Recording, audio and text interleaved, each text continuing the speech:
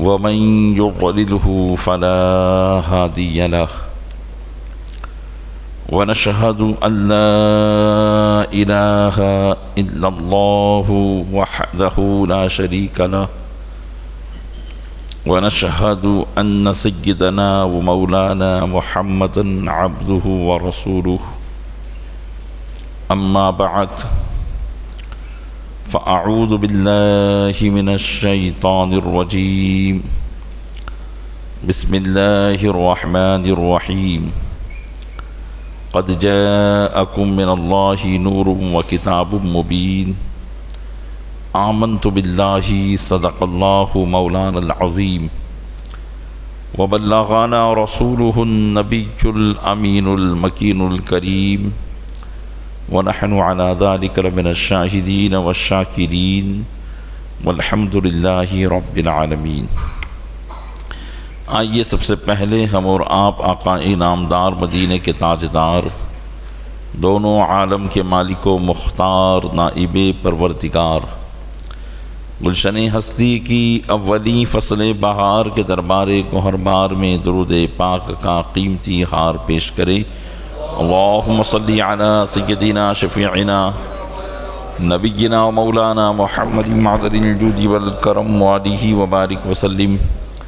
عقیدت و محبت کے ساتھ ایک مرتبہ اور پڑھ لیں، اللہم صلی علی سیدنا شفیعنا نبینا و مولانا محمد معدن الجود والکرم وآلہ وبارک وسلم۔ گنبد خضراء کے تصور کے ساتھ ایک مرتبہ اور پڑھ لیں، اللہم صلی علی سیدنا شفیعنا نبینا و مولانا محمد معدن الجود والکرم منبع العلم والحلم والحکم وآلہ واصحابہ وبارک وسلم صلاة و سلاما سرمدا دائما ابدا علیک یا رسول اللہ۔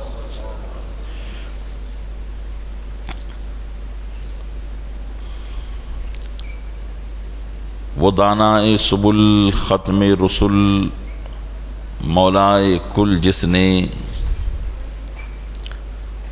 وہ دانائے سبل ختم رسل مولائے کل جس نے، غبار راہ کو بخشا فروغ وادی سینا، سب چمک والے اجلوں میں چمکا کیے، اندھے شیشوں میں چمکا ہمارا نبی۔ نبی رحمت شفیع امت جناب احمد مجتبیٰ حضرت محمد مصطفیٰ صلی اللہ تعالی علیہ وسلم اللہ عز و جل کے نور ہیں، اور آپ کے اس خاکدان گیتی پر تشریف لانے سے لوگوں کے دل اس نور سے منور اور روشن ہو گئے۔ اللہ کے محبوب صلی اللہ علیہ وسلم سے پہلے بھی انبیاء کرام علی نبینا و علیہم الصلاۃ والسلام اللہ کے پیغام کو لے کر تشریف لائے، لیکن ہر نبی جب تشریف لایا تو اس نبی کے آنے سے پہلے اس سے پہلے کے جو نبی تھے ان کے نور کی روشنی باقی تھی۔ لوگ ایمان والے تھے، کچھ ایمان والے تھے، کچھ اللہ کے ماننے والے تھے، اور کچھ کفر اور شرک کی جہالت میں گم تھے۔ جیسے حضرت موسیٰ علی نبینا و علیہ الصلاۃ والسلام جب تشریف لائے تو وہ قوم بنی اسرائیل میں تشریف لائے، اور قوم بنی اسرائیل یہ پہلے سے اللہ کو ایک ماننے والی تھی۔ اس لیے کہ انبیاء کرام علی نبینا وعلیہ الصلاۃ والسلام کی یہ اولاد تھی، تو ایمان کی روشنی اور ہدایت کا نور بنی اسرائیل میں پہلے سے تھا، لیکن فرعون اور فرعونیوں کی سرکشی کی وجہ سے اس نور کی روشنی مدھم پڑ گئی تھی۔ حضرت موسیٰ علیہ نبینا وعلیہ الصلاۃ والسلام نے اس روشنی کو اور زیادہ منور کر دیا۔ حضرت سلیمان علیہ نبینا وعلیہ الصلاۃ والسلام آئے، وہ بھی بنی اسرائیل میں تشریف لائے۔ حضرت داؤد علیہ السلام، حضرت یحییٰ، حضرت زکریا علی نبینا وعلیہ الصلاۃ والسلام، حضرت یونس علیہ الصلاۃ والسلام، حضرت عیسیٰ علی نبینا وعلیہ الصلاۃ والسلام۔ عرض کرنا مقصد یہ ہے کہ جتنے بھی نبی آئے تو جس زمانے میں وہ آئے، اس زمانے میں جس جگہ پر وہ آئے، اس جگہ پر نور ایمان مکمل بجھ نہیں گیا تھا، بلکہ روشن تھا، البتہ اس کی روشنی مدھم پڑ گئی تھی۔ ان نبیوں نے آ کر اس کی روشنی کو اور بڑھا دیا۔ لیکن نبی کریم صلی اللہ تعالی علیہ وسلم جس قوم میں تشریف لائے اور جس زمانے میں تشریف لائے، وہ زمانہ اور وہ قوم ایسی تھی جو ہدایت سے کوسوں دور نکل چکی تھی، جہاں ایمان کی روشنی گل ہو چکی تھی، ہدایت کا نور وہاں بجھ چکا تھا، اور ہر طرف کفر اور شرک کا دور دورہ تھا، جہالت اور سرکشی، ظلم اور زیادتی کا دور دورہ تھا۔ اور ایسے لوگوں کے درمیان نبی کریم صلی اللہ علیہ وسلم تشریف لائے، اور صرف چند سالوں کی مدت میں اللہ تبارک و تعالیٰ نے ان لوگوں کے دلوں کو نور ایمان سے جگمگا دیا جن کے دل میں کبھی ایمان موجود نہ تھا۔ اسی واقعے کی اور اسی کی ترجمانی اعلیٰ حضرت رضی اللہ تعالیٰ عنہ نے یہاں فرمائی ہے کہ سب چمک والے اجلوں میں چمکا کیے۔ جتنے بھی نبی آئے وہ اجالے میں آئے، وہ بھی چمک والے تھے، ان کی چمک نے اس اجالے کو اور روشن کر دیا، لیکن اندھے شیشوں میں چمکا ہمارا نبی۔ اجلوں میں چمکنا اور بات ہے، لیکن بالکل تاریک ہو جائے، اندھیرا ہو جائے، اس میں چمکنا اور بات ہے۔ وہ لوگ جو انسانیت کو مٹانا چاہتے تھے بلکہ مٹا چکے تھے۔ ایک جانور بھی اپنی اولاد سے محبت کرتا ہے، لیکن اس قوم کا عالم یہ تھا کہ وہ اپنی بیٹیوں کو زندہ دفن کر دیا کرتے تھے۔ ان کی مائیں اور بہنیں محفوظ نہیں تھی، ان کی عصمتوں کو تار تار کیا جا رہا تھا۔ نبی کریم صلی اللہ علیہ وسلم اس قوم میں تشریف لائے، اور اس قوم کے دلوں میں ایمان کے نور کو روشن کر کے صرف مسلمان ہی نہیں کیا، بلکہ ساری دنیا کے لیے ان کو ہادی اور رہنما بنا دیا۔ کسی نے کیا خوب کہا ہے، خود نہ تھے جو راہ پر، خود نہ تھے جو راہ پر اوروں کے ہادی بن گئے، کیا نظر تھی جس نے مردوں کو مسیحا کر دیا، کیا نظر تھی جس نے مردوں کو مسیحا کر دیا۔ تو نبی کریم صلی اللہ علیہ وسلم کے نور کی روشنی ایسی تابناک تھی جس نے مدھم روشنی کو اور زیادہ روشن نہ کیا، بلکہ اندھیرے میں اجالا کر دیا، اندھیرے میں اجالا کر دیا۔ اور پوری دنیا عالم آج نبی کریم صلی اللہ علیہ وسلم کی ہدایت کے نور سے جگمگا رہی ہے۔ جہاں تاریخ تھا ظلمت قضا تھا سخت کالا تھا، کوئی پردے سے کیا نکلا کہ گھر گھر میں اجالا تھا۔ نبی کریم صلی اللہ علیہ وسلم کی بارگاہ میں آنے والے جو لوگ تھے جنہوں نے ایمان قبول کیا، یہ وہ لوگ تھے جو خدا کی معرفت سے بہت دور ہو چکے تھے۔ اللہ کو ایک ماننا اس کے لیے محال تھا، وہ مانتے ہی نہیں تھے کہ اللہ ایک ہے۔ ان کا عقیدہ، ان کا نظریہ یہ تھا کہ مشارق و مغارب، پورب و پچھم کا ایک خدا کیسے ہو سکتا ہے۔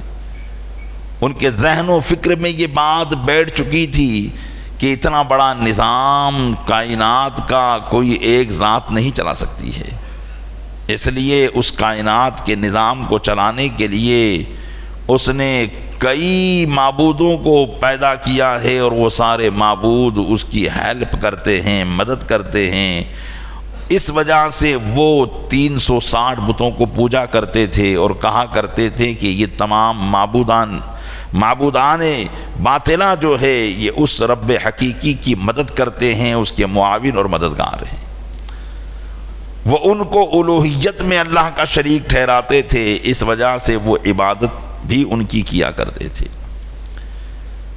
اللہ کے محبوب صلی اللہ علیہ وسلم نے ایسے لوگوں کو سمجھا کر دعوت توحید ان کو دے کر ان کے دل میں اللہ کے ایک ماننے کا نور عطا کیا ہے۔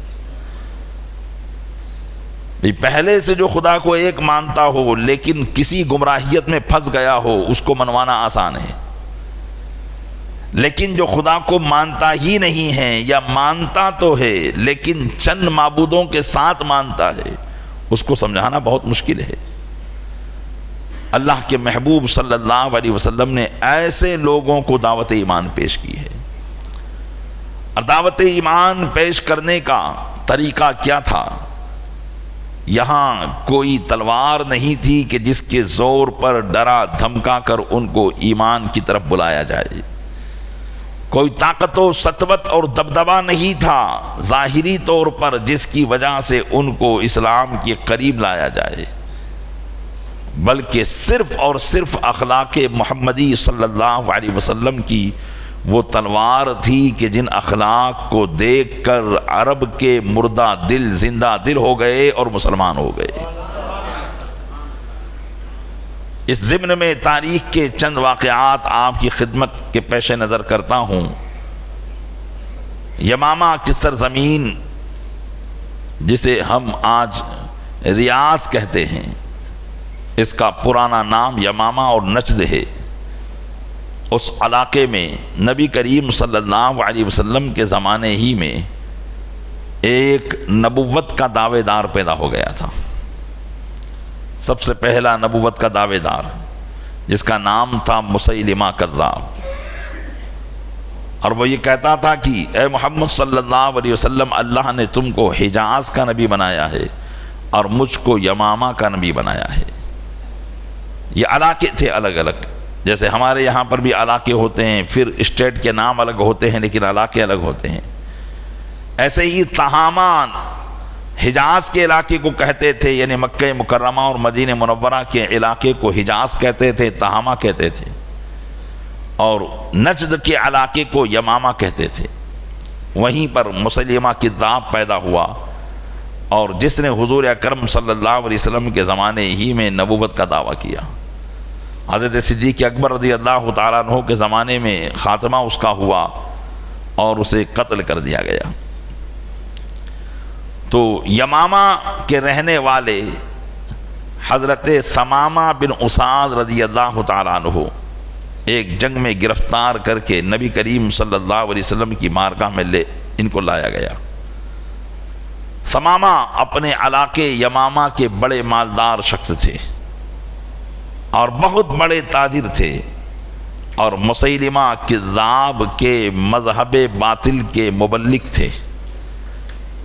حضور اکرم صلی اللہ علیہ وسلم کی بارگاہ میں مسیلمہ کذاب کا پیغام لے کر آنے والے تھے، لیکن ثمامہ کو جب گرفتار کر کے حضور اکرم صلی اللہ علیہ وسلم کی بارگاہ میں لایا گیا تو نبی کریم صلی اللہ علیہ وسلم نے ارشاد فرمایا اپنے صحابہ کرام سے کہ یمامہ کو مسجد کے ستون سے باندھ دو. قیدیوں کو باندھا جاتا تھا مسجد کے ستون سے. مسجد نبوی شریف جو آج ہمارے زمانے میں ہے اتنی وسیع و عریض نہیں تھی، بلکہ ایک مختصر سا حصہ تھا. اس میں کچھ حصہ چھت کا تھا، کچھ حصہ غیر چھت کا تھا. صحن کے حصے میں ان کو باندھ دیا جاتا. اور حکمت علماء بیان فرماتے ہیں کہ جتنے بھی قیدی کو قید کر کے لایا جاتا ان کو وہاں پر باندھا جاتا تھا. کھانے کے ٹائم پر ان کو چھوڑا جاتا تھا اور پھر باندھ دیا جاتا تھا. علماء حکمت بیان کرتے ہیں حکمت یہ تھی تاکہ وہ قیدی کی دیکھ بھال خود رسول اللہ صلی اللہ علیہ وسلم فرما سکے، کیونکہ آپ کا آنا جانا اپنے کاشان اقدس سے مسجد نبوی کی طرف نماز کے لیے 5 وقت ہوگا، اور آپ آئیں گے جائیں گے قیدیوں کو دیکھیں گے. ایک حکمت یہ تھی کہ خود حضور ان کا مشاہدہ کریں، حضور ان کی دیکھ بھال کریں. اور دوسری حکمت یہ تھی کہ وہ آنے والا قیدی، کیونکہ اسلام کا مقصد صرف انسان کو قیدی بنا کر اس پر ظلم و ستم کرنا نہیں تھا، بلکہ اسلام کا مقصد کسی کو قیدی بنا کر یہ تھا کہ اسے کفر و شرک کی قید سے نکال کر نور ایمان کی آزادی عطا کر دی جائے. اس لیے ان کو باندھا جاتا تاکہ وہ رات دن روز و شب حضور اکرم صلی اللہ علیہ وسلم کے چہرے زیبا کو دیکھے، آپ کے اخلاق و کردار کو دیکھے، آپ کے آنے جانے کو دیکھے، صحابہ کرام کے ساتھ آپ کے برتاؤ کو دیکھے، اخلاق محمد صلی اللہ علیہ وسلم پر فریفتہ ہو کر ہو سکتا ہے کہ وہ ایمان لے آئے. اس لیے ان کو مسجد نبوی شریف کے ستون پر باندھ دیا جاتا تھا. حضرت سمامہ کو بھی باندھ دیا گیا. نبی کریم صلی اللہ علیہ وسلم ان پر تشریف لائے ان کے پاس اور پوچھا کہ سمامہ کیا چاہتے ہو اور کیا تمہاری فکر ہے اور سوچ ہے؟ تو انہوں نے کہا کہ میں اپنے بارے میں تو یہی سوچتا ہوں کہ اگر مجھے مار دیا گیا، قتل کر دیا گیا تو ایک خونی کو قتل کیا جائے گا، یعنی میرا خون رائے گا نہیں جائے گا، بلکہ میرے قبیلے والے میرے خون کا بدلہ لیں گے. اور اگر مجھے چھوڑ دیا جائے تو میں آپ کا شکر گزار رہوں گا، اور اگر آپ مال چاہتے ہیں تو میں آپ کو مال بھی دے دوں گا. حضور اکرم صلی اللہ علیہ وسلم نے صحابہ سے فرمایا کہ ان کو واپس باندھ دو. چلے گئے. دوسرے دن پھر آئے اور پھر فرمایا کہ ان کو کھولو. پھر واپس وہی سوال دہرایا، اے سمامہ اپنے بارے میں کیا چاہتے ہو اور کیا سوچتے ہو؟ انہوں نے کہا کہ اگر مجھے مارا گیا تو ایک خونی کو مارا جائے گا، چھوڑ دیا گیا تو شکر گزار رہوں گا، اور اگر مال چاہتے ہو تو مال دے دوں گا. حضور اکرم صلی اللہ علیہ وسلم نے دوسرے دن بھی فرمایا کہ ان کو واپس باندھ دو. ان کو باندھ دیا گیا. تیسرے دن پھر حضور تشریف لائے، کہاں کھولو. کھولا گیا، وہی سوال دہرایا. انہوں نے کہا کہ یہی بات ہے کہ اگر مارا گیا تو ایک خونی کو مارا جائے گا، چھوڑ دیا گیا تو شکر گزار رہوں گا، اور اگر مال چاہتے ہو تو مال دے دوں گا. اب کی مرتبہ حضور اکرم صلی اللہ علیہ وسلم نے فرمایا کہ جاؤ ہم نے تم کو آزاد کیا. حضرت سمامہ رضی اللہ تعالی عنہ کو صحابہ کرام نے دیکھا کہ حضور اکرم صلی اللہ علیہ وسلم نے اپنے ایک قیدی کو چھوڑ دیا، لیکن حضرت سمامہ مسجد نبوی شریف سے باہر نکلے. صحابہ کرام سے پوچھنے لگے کہ غسل کرنے کا ٹھکانہ کہاں پر ہے؟ غسل کرنے کا ٹھکانہ کہاں پر ہے؟ صحابہ نے بتایا کہ جاؤ فلاں باغ میں چلے جاؤ، وہاں پانی چل رہا ہوگا، وہاں جا کر غسل کر لینا. چنانچہ حضرت سمامہ وہاں پر گئے، غسل کر کے آئے، حضور اکرم صلی اللہ علیہ وسلم کی بارگاہ میں حاضر ہوئے اور کلمہ پڑھ کر مشرف با اسلام ہو گئے. کلمہ پڑھ کر مشرف با اسلام ہو گئے اور کہنے لگے واللہ یا محمد صلی اللہ علیہ وسلم ما کان علی الارض وجہ ابغض الی من وجہک فقد اصبح وجہک احب الوجوہ الی. کہنے لگے یا رسول اللہ آج سے پہلے میرے نزدیک کسی کا بھی چہرہ اتنا ناپسند نہ تھا جتنا آپ کا چہرہ ناپسند ہے، لیکن اب آج سے آپ کا چہرہ تمام چہروں میں میرے نزدیک سب سے زیادہ محبوب ہے، میں آپ سے سب سے زیادہ محبت کرتا ہوں. اور کہا واللہ ما کان علی الارض دین من دینک فقد اصبح دینک الی احب الدین الی. اور آپ کے دین سے زیادہ کوئی دین مجھے ناپسند نہ تھا، لیکن اب آپ کے دین سے زیادہ پسندیدہ دین میرے نزدیک کوئی دین نہیں ہے. پیارے اسلامی بھائیو غور کریں، یہ جمال مصطفی صلی اللہ علیہ وسلم کا کمال تھا. یہ کوئی تلوار کی زد اور ضرب نہ تھی جس کو دھمکا کر ثمامہ کو ایمان کی طرف متوجہ کیا گیا تھا. مسلم شریف کی احادیث کے الفاظ میں نے آپ کی خدمت میں پیش کیے. رسول اکرم صلی اللہ علیہ وسلم بالکل نرمی سے سوال کرتے، وہ جواب دیتے، انہیں باندھ دیا جاتا. 3 دن تک اخلاق محمدی صلی اللہ علیہ وسلم سے وہ گھائل ہوتے رہے، جمال مصطفیٰ صلی اللہ علیہ وسلم کو دیکھتے رہے، اور اب ان کو آزاد کر کے گویا کہ حقیقت میں قید میں ڈالا جا رہا تھا. تو انہوں نے کہا کہ یا رسول اللہ اپنی قید میں رکھنے کے بعد مجھے آزاد کہاں کیا جا رہا ہے؟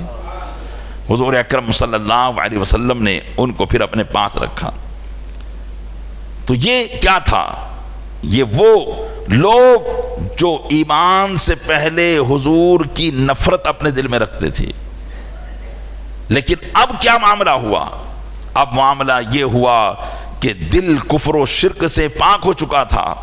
وہ اندھیریاں جو کفر و شرک کی دل کی عطا گہرائیوں میں چھائی ہوئی تھی، نگاہ مصطفیٰ صلی اللہ علیہ وسلم کے ذریعے اب وہ اندھیریاں نورانیت سے بدل چکی تھی، اور اب ایمان کی شعاعیں اس میں روشن ہو چکی تھی. اسی وجہ سے کہا اندھے شیشوں میں چمکا ہمارا نبی. وہ دل جو بالکل سیاہ ہو چکا تھا، جس کے اندر کفر و شرک کی کارستانیاں تھی، لیکن جب نگاہ محمد صلی اللہ علیہ وسلم ان پر پڑتی ہے تو وہ ایمان سے مشرف ہو جاتے ہیں. رسول اکرم صلی اللہ علیہ وسلم کو اللہ نے فرمایا قد جاءکم من اللہ نور، بے شک اللہ کی جانب سے تمہارے پاس نور آیا. اور نور کہتے کس کو ہیں؟ نور کا معنی ہی یہ ہوتا ہے کہ جہاں پر اندھیرا ہو وہاں روشنی کر دے. حضور کو نور فرمانے کی وجہ یہی ہے کہ حضور نے دنیا کی تاریکیوں میں روشنیاں کی. اور یہاں کون سی روشنی مراد ہے؟ یہ ہم جس روشنی میں بیٹھے ہوئے ہیں یہ مجازی روشنی ہے، یہ مجازی روشنی ہے.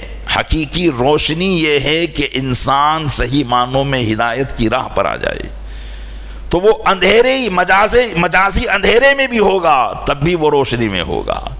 اور اگر دنیا کی چکا چوند روشنی میں ہو لیکن دل کے اندر تاریکی ہو تو وہ اندھیرے میں ہے، وہ روشنی میں نہیں ہے.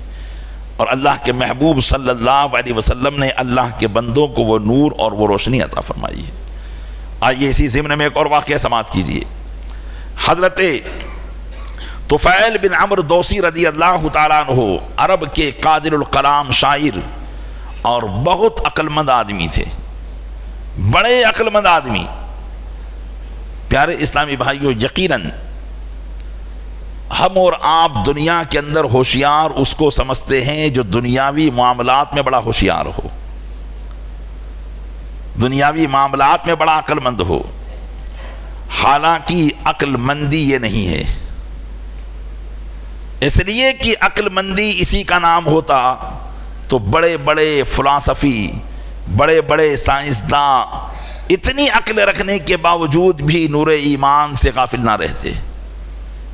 حقیقت میں عقل مندی یہ ہے کہ بندہ اپنی آخرت کا انتظام اپنی دنیا سے کر لے. یہ ہے ہوشیاری اور یہ ہے عقل مندی. ہمارے بزرگان دین بڑے عقل مند تھے، اتنے عقل مند تھے کہ دنیا کی وجہ سے ذرہ برابر بھی اپنی آخرت کا گھاٹا نہیں کرتے تھے.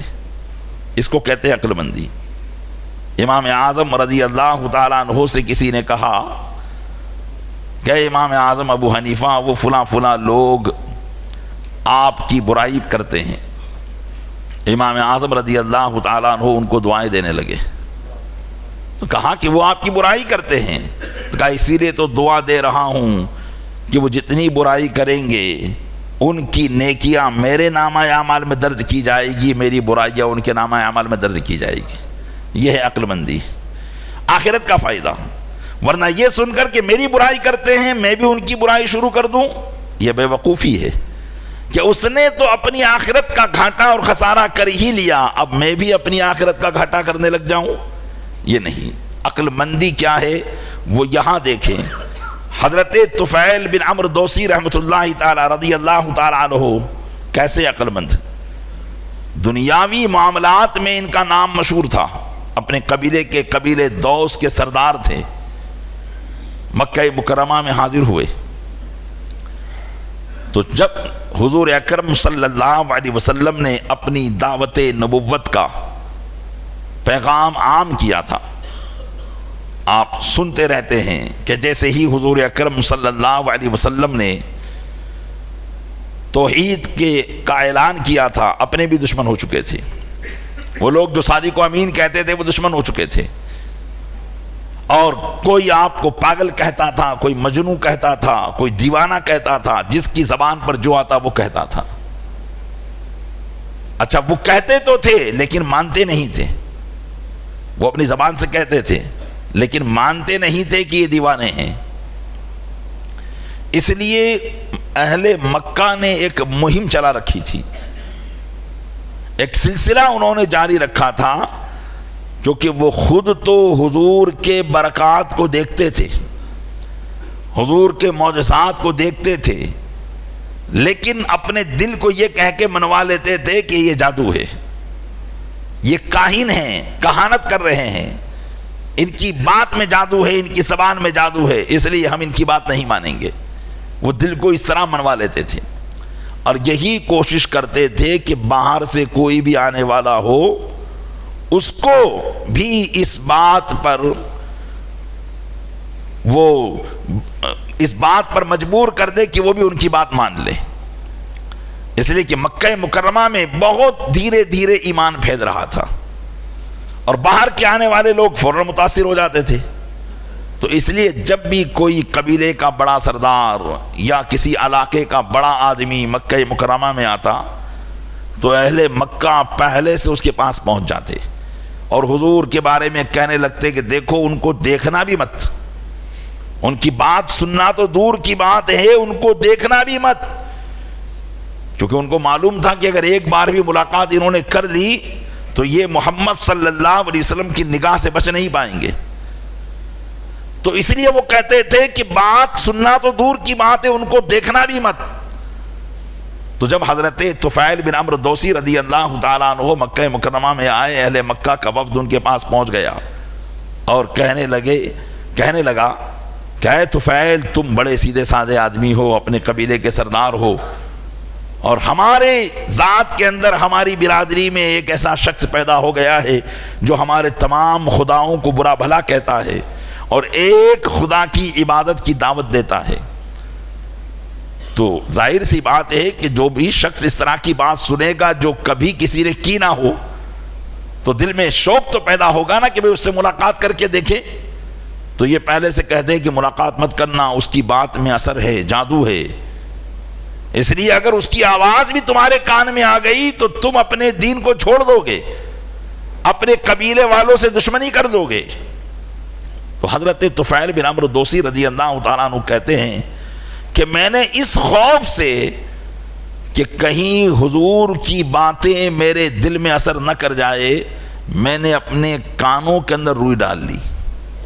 میں مکہ مکرمہ میں گھومتا، گلیوں میں جاتا، چکر لگاتا کہ کہیں وہ محمد صلی اللہ علیہ وسلم کہیں کلام کر رہے ہو اور ان کی بات میرے کانوں میں پڑ جائے اور میں اپنے دین سے منحرف ہو جاؤں. اس لیے میں کان میں روئی لگا کر مکہ کی گلیوں میں گھومتا. کہتے ہیں ایک دن اچانک صبح میں اٹھا اور میں نے سوچا کہ چلو آج کعبۃ اللہ شریف کا طواف کیا جائے. تو صبح کے وقت میں کعبۃ اللہ شریف کا طواف کرنے کے لیے جب مسجد حرام میں نکلا، خیال تو یہی تھا کہ ابھی صبح تو وہ کہاں یہاں ہوں گے، اس لیے کان میں روئی وغیرہ نہیں لگی ہوئی تھی. لیکن جب مسجد حرام میں پہنچا تو میں نے دیکھا کہ اللہ کے رسول صلی اللہ علیہ وسلم نماز ادا فرما رہے ہیں اور اپنی بہترین آواز میں قرآن کی تلاوت کر رہے ہیں. قرآن وہ بھی صاحب قرآن کی زبان سے، جن پر قرآن نازل ہوا. قرآن میں تو وہ لذت ہے کہ عام قاری قرآن بھی اس کو پڑھتا ہے، مطلب ہم نہیں سمجھتے لیکن ہمارا دل جھوم اٹھتا ہے کہ یہ قرآن ہے، یہ اللہ کا کلام ہے. لیکن صاحب قرآن کی زبان سے جب اس کلام کو سنا جائے تو معاملہ ہی عجیب ہوگا. کہتے ہیں حضرت طفیل جیسے ہی میرے کانوں میں حضور کی آواز پڑی، میرا دل حضور کی طرف کھینچنے لگا. میں ان کا گرویدہ ہو گیا، ان کی بارگاہ میں حاضر ہوا اور کہنے لگا کہ کیا آپ ہی محمد صلی اللہ علیہ وسلم ہیں؟ فرمایا کہ ہاں میں ہی ہوں. کہا آپ کس بات کی دعوت دیتے ہیں؟ کہا میں اس بات کی دعوت دیتا ہوں کہ اللہ کے سوا کوئی عبادت کے لائق نہیں اور میں محمد صلی اللہ علیہ وسلم اللہ کا رسول ہوں. چنانچہ حضرت طفیل بن عمرو دوسی کہتے ہیں کہ میں نے حضور کے دست مبارک پر کلمہ پڑھا اور مشرف اسلام ہو گیا. یہ وہ نور تھا جو اتنی دشمنی رکھنے والوں کے دلوں میں بھی روشنی کو اتار دیتا تھا. اس کو کہا گیا اندھے شیشوں میں چمکا ہمارا نبی، کہ دل تاریک ہے، دشمنی سے بھرا ہوا ہے، نفرتوں سے بھرا ہوا ہے. کوشش یہ ہے کہ نگاہ نہ پڑ جائے، کوشش یہ ہے کہ آواز کانوں میں نہ آ جائے. لیکن نبی کریم صلی اللہ علیہ وسلم جس کو چاہیں اپنا دیوانہ بنانا، اسے اپنا دیوانہ بنا ہی لیتے ہیں. کون ہے جو اس کی روحانی شعاعوں سے دور ہو جائے؟ کون ہے جو ان کی کش پرکشش آواز سے دور ہو جائے؟ اللہ کے محبوب صلی اللہ علیہ وسلم کو اللہ نے وہ نور بنایا ہے کہ اس نور کی پرتو جس پر پڑ جاتی ہے وہ بھی نور علی نور ہو جایا کرتا ہے. رسول اکرم صلی اللہ علیہ وسلم کے نور کی ہدایت کی ہوائیں جب چلنے لگی، پہلے تو اہل مکہ کو ان ہواؤں نے معطر کیا، پھر اہل عرب کو معطر کیا، اور جب یہ ہوائیں عرب سے باہر نکلنے لگی، ملک فارس میں پہنچی، تو سب سے پہلے ملک فارس میں اس ہوا سے سرشار حضرت سلمان فارسی ہوئے اور فارس سے ہجرت کر کے حضور کی بارگاہ میں آ کر اسلام سے مشرف ہو گئے. اور جب یہی حضور کی ہدایت کی ہوائیں روم میں پہنچی تو حضرت صہیب رومی ایمان سے مشرف ہوئے، اور جب یہی نور کی روشنیاں یمن میں پہنچی تو حضرت اویس قرنی ایمان سے مشرف ہو گئے. اور یہ تو حضور اکرم صلی اللہ علیہ وسلم کے کمال کا زمانہ تھا، یہ تو آپ کے کمال کا زمانہ تھا جبکہ آپ نے دعوت نبوت کا اعلان کر دیا تھا. 40 سالہ زندگی آپ کی بتدریج آگے بڑھتی رہی، اللہ اپنے محبوب کو اور کمال عطا کرتا گیا. 40 سال مکمل ہوئے، مکمل کمال اپنے محبوب کو عطا کر دیا. اور پھر اس وقت اس نور کی شعاعیں جہاں جہاں پہنچی لوگ ایمان لاتے گئے. لیکن نبی کریم صلی اللہ علیہ وسلم کے ہدایت کی روشنی لوگوں نے اس وقت بھی محسوس کی جبکہ ابھی آپ اس دنیا میں تشریف ہی لائے تھے. جیسا کہ مورخین بھی اس واقعے کو نقل کرتے ہیں، یمن کے اندر ایک شخص تھا جس کا نام عامر یمنی تھا، اور عامر یمنی یہ ایک بت کی پوجا کیا کرتا تھا، اور اس بت کو وہ اتنا چاہتا تھا کہ روزانہ اس بت کو اپنے ساتھ رکھا کرتا اور اس کی عبادت کیا کرتا. لیکن عامر یمنی کی بدقسمتی سے اس کی ایک بیٹی تھی جو جذام اور قولنج کی مریض تھی، یعنی جس کے ہاتھ پیر بالکل بیکار ہو چکے تھے اور پیر لنگڑے اور ہاتھ لولے تھے اور جسم پر برس کی بیماری تھی. عامر یمنی روزانہ یہ کرتا کہ رات کے وقت اس بت کے سامنے اپنی بیٹی کو سلا دیتا اور اس بت سے کہتا کہ اے بت، میں نے تجھے ہی خدا مانا ہے، تو ہی میرا پروردگار ہے، میری بیٹی کو شفا دے دے۔ ایک زمانہ اسے اس کام کو کرتے کرتے ہو گیا تھا، لیکن وہ بے جان بت کسی کو کیا شفا دے سکتے ہیں؟ شفا دینے والی حقیقی ذات اللہ تبارک و تعالیٰ کی ہے، اس لیے بے جان پتھر کسی کا کچھ نہیں کر سکتے ہیں۔ بہرحال ایک زمانے کے بعد عامر یمنی کے دل میں اپنے بتوں سے شکوک و شبہات پیدا ہونے لگے۔ اپنے گھر کی چھت پر وہ اپنی بیوی سے محو کلام تھا، بیٹی نیچے سو رہی تھی، تو اس نے اپنی بیوی سے کہا کہ ایک زمانہ ہو گیا ہماری بیٹی اس قسم کے مرض میں مبتلا ہے اور ہم اپنے بت سے آس لگائے ہوئے ہیں، لیکن اس بت سے کبھی کوئی کرشمے کا ظہور ہی نہیں ہوتا۔ آخرکار کیا بات ہے؟ کیا کائنات کو چلانے والا کوئی اور معبود بھی ہے جس کی وجہ سے ہم گمراہیت میں مبتلا ہیں اور اس سے منہ موڑ کر ہم اس بت کی طرف جھکے ہوئے ہیں؟ اتنی بات عامر یمنی کی کرنی تھی کہ اچانک کیا دیکھتے ہیں کہ آسمان پر ایک نور نمودار ہوا، ایک روشنی نمودار ہوئی اور ان کی نگاہوں سے پردے اٹھ گئے اور وہ یمن میں بیٹھ کر مکہ مکرمہ کی وادی کو دیکھنے لگے۔ اور کیا دیکھتے ہیں کہ مکہ مکرمہ میں ایک گھر ہے جس گھر کو فرشتوں نے چاروں طرف سے گھیر رکھا ہے اور اس گھر پر انوار و تجلیات کی بارش نازل ہو رہی ہے۔ عامر یمنی نے پوچھا کہ اے لوگو تم کون ہو اور یہ گھر کیسا ہے اور یہ کیا سما ہے اور کیا معاملہ ہے؟ تو ان فرشتوں نے بتایا کہ اے عامر تجھے معلوم نہیں، آج اللہ کے محبوب صلی اللہ علیہ وسلم پیدا ہونے والے ہیں، یہ بی بی آمنہ کا گھر ہے اور ہم فرشتوں کو حکم ملا ہے کہ ہم ان کے استقبال میں ان کے گھر کے آس پاس کھڑے ہو جائیں۔ تو عامر یمنی نے پوچھا کہ یہ کون ہے؟ کہا ان کا نام زمین پر محمد، آسمانوں میں احمد ہے صلی اللہ علیہ وسلم، اور یہ اللہ کے محبوب ہیں اور آخری نبی ہیں۔ اتنی بات ہو پائی تھی کہ وہ سما غائب ہو گیا کہ اچانک عامر یمنی کیا دیکھتا ہے کہ اس کا جو بت تھا وہ بھی منہ کے بل گرا پڑا ہوا ہے۔ تو اس کی بیوی نے کہا کہ اپنے بت کو تو دیکھو، اس کو کیا ہوا ہے، یہ کیوں منہ کے بل گرا پڑا ہوا ہے؟ تو اچانک بت سے خبر آنے لگی، آواز آنے لگی، اور وہ اس بت سے یہ آواز آ رہی تھی کہ اے لوگو عظیم خبر ظاہر ہو چکی ہے، خبر عظیم، وہ بڑی خبر جس خبر کا لوگ انتظار کر رہے تھے، ایک زمانے سے جس کا انتظار تھا وہ ظاہر ہو چکی ہے۔ وہ نبی تشریف لا چکا ہے جس سے درخت اور پتھر بھی باتیں کریں گے، وہ نبی تشریف لا چکا ہے جو اللہ تبارک و تعالیٰ کا محبوب ہے۔ تو اس نے کہا کہ اے پتھر، آج تک تو بولا نہ تھا، آج تجھ سے یہ آواز کیسی ہے؟ کہا یہ آواز میری نہیں بلکہ ہاتف غیب تجھ سے مخاطب ہے۔ الغرض ابھی حبیب یمنی بت کا یہ معاملہ دیکھ رہا تھا کہ اچانک دیکھتا ہے کہ اس کی بیٹی جو لولی اور لنگڑی اور اپاہج تھی وہ اس کے سامنے بالکل صحت یاب ہو کر کھڑی ہوئی ہے۔ اس نے پوچھا کہ یہ کیا معاملہ ہے؟ اس نے کہا کہ میں روز کی طرح اپنے بت کے سامنے جس طرح کہ تم مجھے سلا دیا کرتے ہو میں نیند کے مزے لے رہی تھی کہ اچانک میں نے ایک نور دیکھا اور اس نور میں ایک فرشتے کو دیکھا جو کسی نور کو لے کے جا رہا ہے، جس کے نور سے کائنات عالم روشن اور منور ہے۔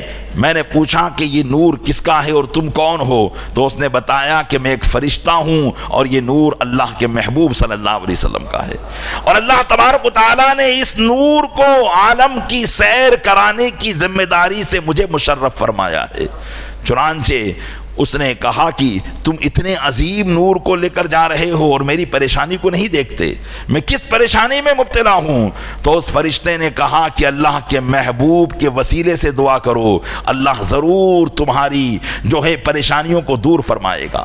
کہتے یہ کہنا تھا میں نے ہاتھ پھیلا دیے اور اس نور محمد صلی اللہ علیہ وسلم کے صدقے میں وسیلے سے میں نے دعا کی۔ اچانک میری آنکھ کھلی تو میں نے اپنے آپ کو دیکھا کہ میں تندرست اور صحت یاب ہو چکی ہوں۔ چنانچہ عامر یمنی کو اب یہ دوسری بات محسوس ہو چکی تھی، اللہ جسے ہدایت کا نور عطا فرمانا چاہے وہ یمن میں بھی ہو اور حضور مکہ مکرمہ میں ہو تو ہدایت کا نور عطا ہو جاتا ہے۔ عامر یمنی نے اپنے قبیلے کو جمع کیا اور یہ ساری باتیں بتائی اور کہا کہ اس نور کے مورد کو تلاش کرنے کے لیے اگر مجھے جنگلوں کو بھی چھاننا پڑے تو میں جاؤں گا اور انہیں ضرور تلاش کروں گا۔ چنانچہ عامر یمنی اپنے گھر والوں کے ساتھ مکہ مکرمہ کی طرف روانہ ہوئے اور پتہ لگایا کہ وہ گھر کون سا تھا۔ لوگوں نے بتایا کہ ہاں فلاں تاریخ کو فلاں رات میں ایک جو ہے یتیم ہے وہ پیدا ہوا ہے جس کی کچھ نہ کچھ برکتیں ہم بھی سنتے ہیں۔ چنانچہ عامر یمنی اپنے گھر والوں کے ساتھ حضرت آمنہ رضی اللہ تعالیٰ عنہا کے گھر پر آئے اور حضرت آمنہ سے گزارش کی کہ وہ ایک مرتبہ اپنے نو مولود کی زیارت کرائے۔ نبی کریم صلی اللہ علیہ وسلم کی پیدائش کو ابھی چند ہی دن گزرے تھے، لیکن حضرت آمنہ رضی اللہ تعالیٰ عنہ نے فرمایا کہ مجھے منع کیا گیا ہے کہ میں کسی اجنبی کو نو مورد کو ان کی زیارت کراؤں، اس لیے کہ ہمیں یہودیوں سے خطرہ ہے کہ یہودی کہیں ان کو کوئی تکلیف نہ پہنچائے۔ چنانچہ عامر یمنی نے کہا کہ ہم یہودی نہیں ہیں بلکہ ہم تو صرف ان کی ایک زیارت کرنا چاہتے ہیں۔ چنانچہ حضرت آمنہ رضی اللہ تعالی عنہا نے کہا ٹھہرو، پہلے میں اندر جاتی ہوں، اس کے بعد جب آواز دوں تو آ جانا۔ حضرت آمنہ رضی اللہ تعالی عنہا اپنے کاشان اقدس میں گئی، نبی کریم صلی اللہ علیہ وسلم کو اپنے بستر استراحت پر لیٹایا اور پھر آواز دی کہ آ جاؤ۔ چنانچہ جب وہ حضور اکرم صلی اللہ علیہ وسلم کی بارگاہ میں حاضر ہوئے، میرے آقا صلی اللہ علیہ وسلم ابھی اپنے بچپن کے زمانے میں ہیں، صغر سنی کے زمانے میں ہیں، چاند جیسا چہرہ ہے، بستر استراحت پر آرام فرما ہے، جیسے ہی چادر کھولتے ہیں سب کی آنکھیں دنگ رہ جاتی ہے، حیرت زدہ ہو جاتے ہیں کہ اللہ تبارک و تعالیٰ نے ایسا شاہکار دنیا کے اندر کسی کو پیدا ہی نہیں کیا ہے۔ حضور اکرم صلی اللہ علیہ وسلم کی زیارت سے مشرف ہوتے رہتے ہیں، دل چاہتا ہے کہ چوم لیں، گھٹنوں کے بل بیٹھ کر دست مبارک کو بوسہ دیتے ہیں۔ چنانچہ حضرت آمنہ کہتی ہیں جلدی کرو، اس لیے کہ ان کے دادا عبد المطلب آ جائیں گے تو وہ غصہ ہوں گے، انہوں نے منع کر رکھا ہے کہ کسی کو زیارت نہیں کرانا ہے۔ چنانچہ وہ باہر نکل جاتے ہیں، لیکن دل میں نبی کریم صلی اللہ علیہ وسلم کی زیارت کا شوق ابھی بھی باقی رہتا ہے، اس لیے کہ پیارے اسلامی بھائیوں، کائنات میں یہی تو ایک ایسا نظارہ ہے، یہی تو ایک ایسا نظارہ ہے کہ جس کو دیکھنے کے لیے ہر آنکھ ترستی ہے، اور دیکھنے کے بعد بھی یہی تمنا ہوتی ہے کاش بار بار دیکھنے کو وہ نظارہ حاصل ہو جائے۔ عامر یمنی کو گھر سے باہر کر دیا جاتا ہے، لیکن زیارت کا شوق دل کو بیتاب کرتا رہتا ہے۔ مکہ سے کچھ دور جانے کے بعد واپس پلٹتے ہیں، حضرت آمنہ سے گزارش کرتے ہیں کہ آمنہ ایک مرتبہ اور اپنے نو مولود کی زیارت کرا دو، کاش زیارت کرا دو۔ حضرت آمنہ اجازت دیتی ہیں، عامر یمنی اندر داخل ہوتے ہیں، نبی کریم صلی اللہ علیہ وسلم کے قدم مبارک کو بوسہ دیتے ہیں، اور وہی ان کی روح کب سے ان سری سے پرواز کر جاتی ہے۔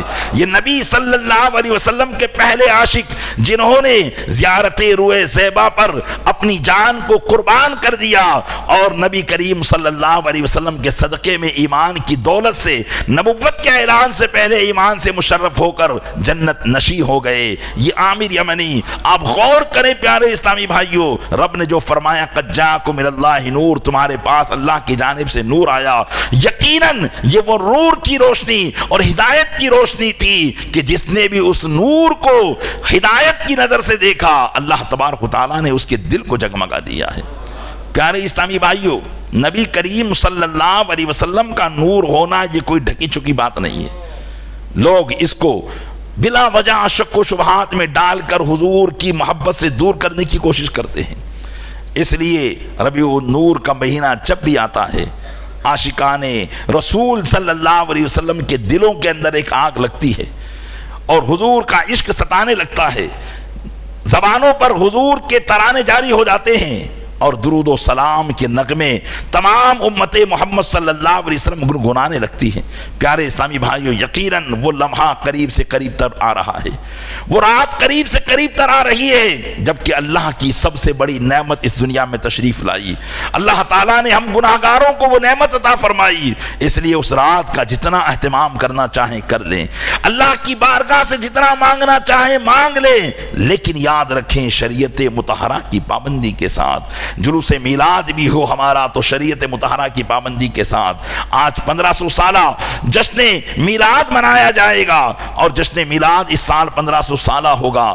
یقیناً ہر علاقے کے لوگوں کا یہ ارادہ ہے کہ ہم اپنے جلوس کو خرافات سے پاک کریں، اپنی محافل کو خرافات سے پاک کریں۔ اس لیے کیا ہی اچھا ہو کہ آپ جلوس میں نکلیں تو اپنی علماء کی صدارت میں نکلیں، رسول اکرم صلی اللہ علیہ وسلم کے سچے عشق کے ساتھ نکلیں، شریعت کی پاسداری کے ساتھ نکلیں۔ یقیناً ہمارے یہ جلوس اتنے کارگر اور پر اثر ہیں کہ ان جلوسوں کی برکت سے اللہ کئیوں کو ایمان کی دولت عطا فرماتا ہے، لیکن کب؟ جبکہ نور مصطفیٰ صلی اللہ علیہ وسلم کا علم ہم لے کر نکلیں گے، شریعت مصطفیٰ صلی اللہ علیہ وسلم کی پاسداری کو لے کر نکلیں گے اور شریعت مصطفیٰ کی اطاعت میں لے کر نکلیں گے۔ عشق میں سب کچھ جائز ہے جو لوگ کہتے ہیں یہ بالکل غلط ہے۔ ہاں، عشق وہ کامیاب ہوا کرتا ہے جو مصطفیٰ جان رحمت صلی اللہ علیہ وسلم کی اداؤں کے پیچھے پیچھے ہو، اس لیے کہ عشق نام ہی محبوب کی ادا کا ہے اور محبوب کی ادا کو سنت اور شریعت کہا جاتا ہے۔ آپ سنت اور شریعت کو چھوڑ کر اگر عشق کرنا چاہتے ہیں تو پھر وہ مجنوں کا عشق ہو سکتا ہے، وہ لیلا کا عشق ہو سکتا ہے، وہ عشق رسول عربی نہیں ہو سکتا ہے۔ اس لیے پیارے اسلامی بھائیوں، محفل میلاد ہو یا جلوس میلاد ہو، ادب و احترام کا خیال رکھنے کی کوشش کیجیے۔ اللہ تعالیٰ اپنے محبوب صلی اللہ علیہ وسلم کے صدقے میں اپنے محبوب کی میلاد کا ہمیں صدقہ عطا فرمائے، ایمان کی حفاظت فرمائے، عقیدوں میں پختگی عطا فرمائے، عالم اسلام کے مسلمانوں کو امن و امان عطا فرمائے، عافیت کی زندگی عطا فرمائے اور ایمان کے ساتھ خاتمہ بالخیر فرمائے۔ آمین بجاہ النبی الامین صلی اللہ علیہ وسلم۔